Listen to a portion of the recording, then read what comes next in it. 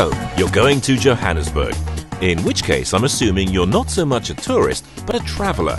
You like to experience what the world has to offer, and Johannesburg offers so much, it's hard to know where to begin. Let's start with the negatives. Johannesburg has a bad reputation for crime, and like most bad reputations, the reality is nowhere near as bad as the myth. Johannesburg is a city, and there isn't a city in the world that doesn't have its problems. You probably live in one. You know the dodgy areas. You know where it's best not to venture after dark. You're not scared, you're just careful. And that's the way to be in Johannesburg. So be sensible and you'll be absolutely fine. Chances are yours is a business trip, and Johannesburg is the ideal place to mix business with pleasure. The hotels are fabulous, and none more so than the Saxon. This is grand-scale luxury. It doesn't have rooms, just suites, and only 24 of them. This is where Nelson Mandela completed his autobiography, The Long Walk to Freedom, and where millionaires and movie stars stay when they come to Johannesburg. You'll be in exalted company. Actually, if you can afford a suite at the Saxon, you are exalted company.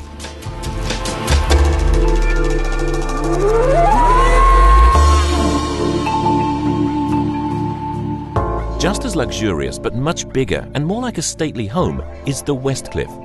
Perched high on the hill among quaint cobbled streets, it's more like a little Mediterranean village. However, the spectacular views, which sometimes include elephants, are unlike anything you could ever find in Europe.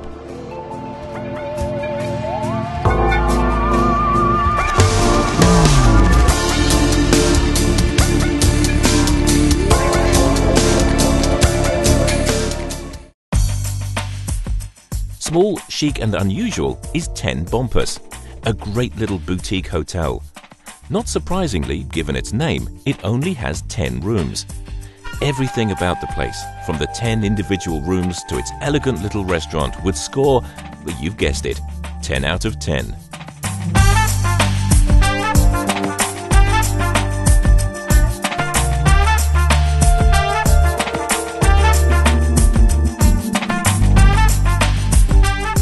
If your budget is more modest, try the Melville House.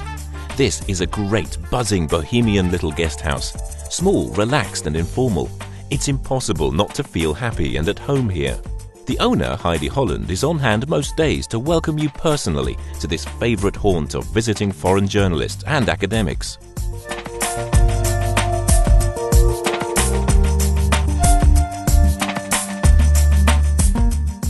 Finally, experience a combination of high technology, exceptional elegance and upmarket decor at the 4-star Protea Hotel Wanderers in northern Johannesburg. Ideally located for both the leisure and business traveller, the hotel is within walking distance of the famous Wanderers Club and is mere minutes from transportation links, allowing for easy access to all business centres, malls and various other Johannesburg attractions.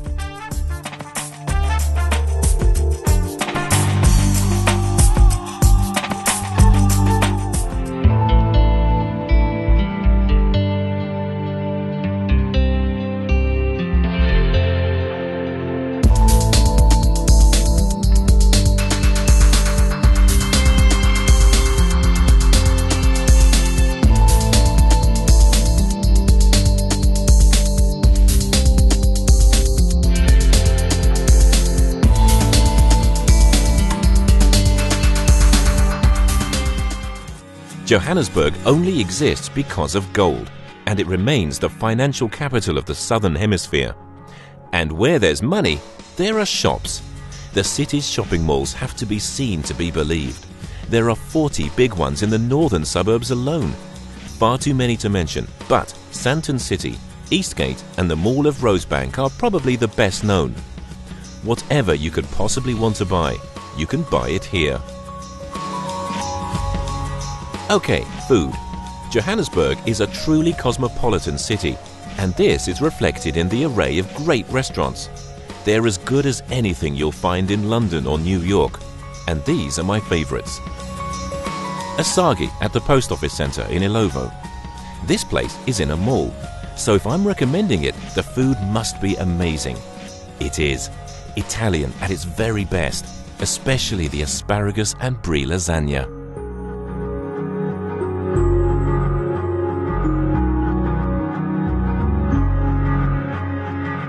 Pomegranate in Melville. The food and intimate atmosphere are wonderful, surpassed only by the wine and the knowledge of the man offering it.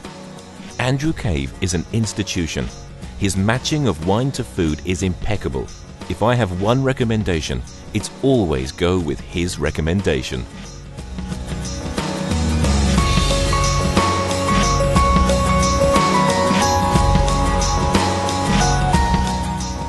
Moyo in Newtown at the Market Theatre. Moyo has 2 or 3 restaurants in the city. This one has the best location. The Market Theatre complex has been refurbished and now has a wonderful gallery upstairs. The food is African, delicious and extremely filling. You can also wander around the neighbouring Museum Africa and find out what's on in the main square.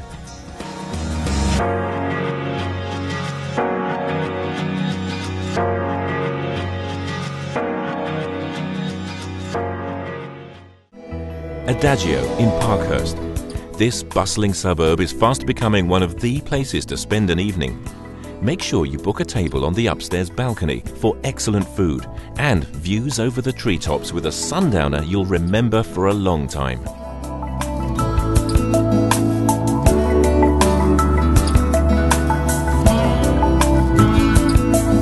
Sides, located at the 10 Bumpers Boutique Hotel, features fresh, innovative cuisine styled in the Californian way and boasts an excellent wine collection stored under ideal conditions in an environment-controlled wine cellar that's as stylish as it is large. With over 4,500 local and foreign bottles to choose from, you may be there for a while.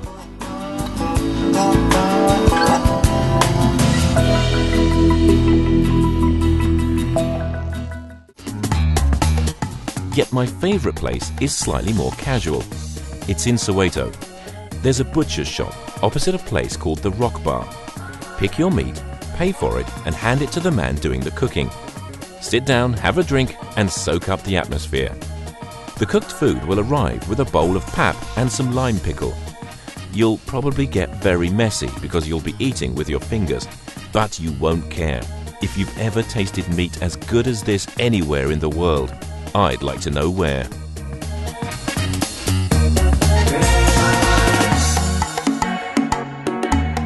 Opposite the butcher's, as I said, is the Rock Bar.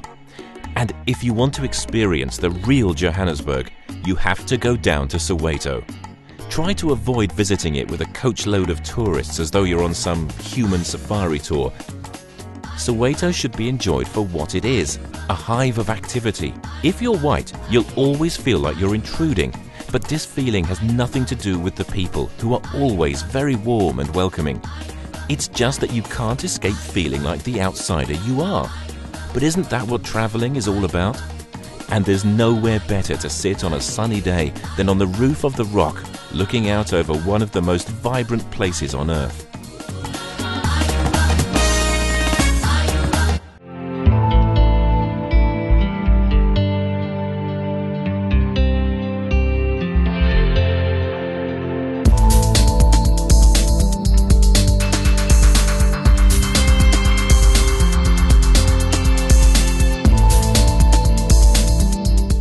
At the other end of the scale, you have Rocker. This place epitomizes the new Johannesburg. Here you'll find a mix of media types, students, artists, musicians, and also the older open-minded crowd. In fact, just about anyone who enjoys meeting up and having a good time. The atmosphere is one of celebration and of a nation on the up. Day or night, just pitch up and enjoy it. If it's the third hour after 5, it'll be 4 hours. The Guildhall in the city centre is the oldest bar in Johannesburg, established in 1888. Located downtown, it was closed for years. With the regeneration of the area, it's been restored and reopened. You can feel the whole history of South Africa seep into you here. There's a wonderful atmosphere, especially on the terrace upstairs, where all the international correspondents used to hang out during the Troubles. Protesters knew this, which is why they would always stage demonstrations in the square below. You really haven't been to Johannesburg unless you've had a drink at the Guildhall.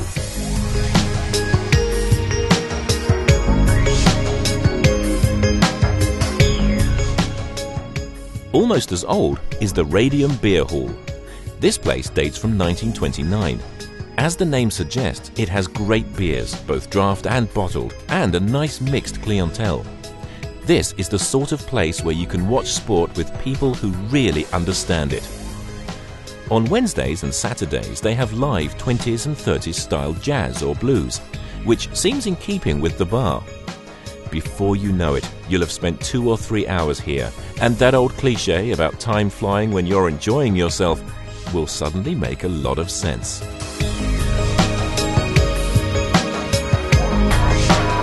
If you're tight for time though, head down to 7th Street in Melville. It's the best place to go out at any time. One long strip of bars, cheap yet good restaurants and bookshops. I could recommend any number of them. The atmosphere on the whole street is electric at night and fun and relaxed during the day. My favorite is Unplugged, simply because of its fantastically well-stocked jukebox. But whatever sort of bar you're looking for, you'll find it on 7th Street.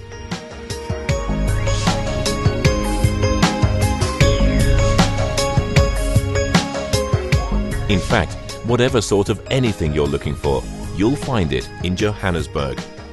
As the whole city develops and becomes increasingly appealing to visitors, more and more of them are going to start coming. You got there first. Enjoy it.